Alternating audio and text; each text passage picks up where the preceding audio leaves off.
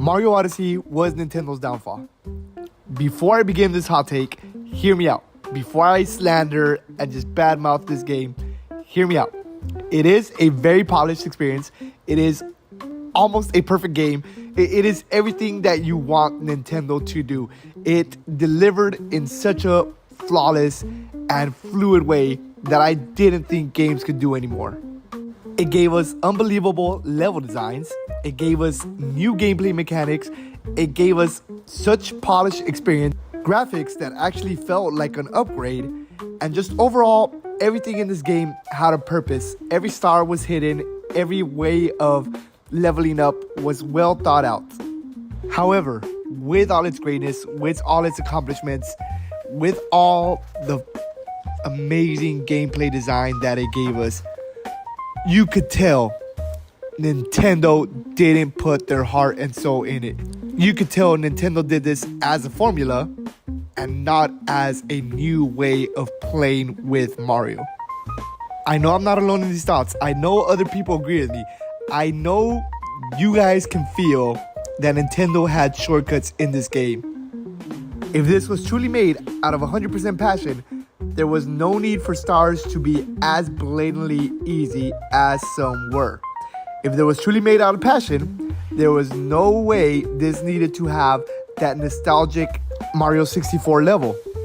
If this was truly made out of innovation, out of a love letter to platforms, out of genuine soul to experience a new gameplay, then Mario Odyssey would not have repeated every single boss fight for every single level.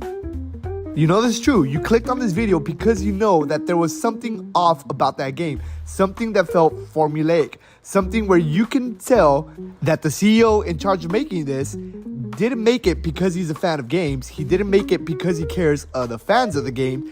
He made it because he saw that there was a market in platforming that was missing. He saw data in a spreadsheet and he said, let's capitalize, let's make some money on this niche piece of gaming. And you can tell every game after that, maybe except one or two, maybe except Mario Wonder, so maybe except 1 out of 50 first-person games that Nintendo has published, that Nintendo has done a formula and hasn't done actual gaming. You feel it. You know this is true. You know that Nintendo became sort of like Disney, sort of like when Marvel saw a formula that worked in their movies, they repeated that formula, and then they ran it to the ground where it's oversaturated.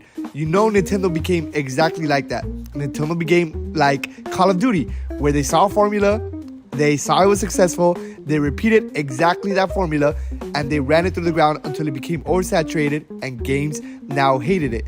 Best case scenario, if Nintendo keeps doing this, best case scenario is that their games will be average. Think about it.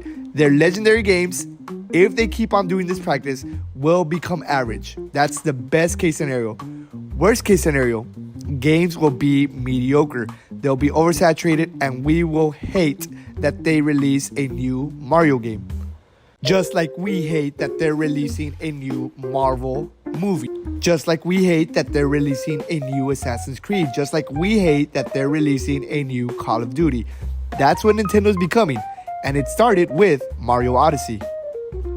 A game that was so close to greatness, a game that was so close to perfect, you could clearly see the flaws in it. You can clearly see where they had the shortcuts. You can see where they wanted to just keep that formula. You can see where they didn't have their true soul in it. Like and subscribe. I have plenty of plans for this channel.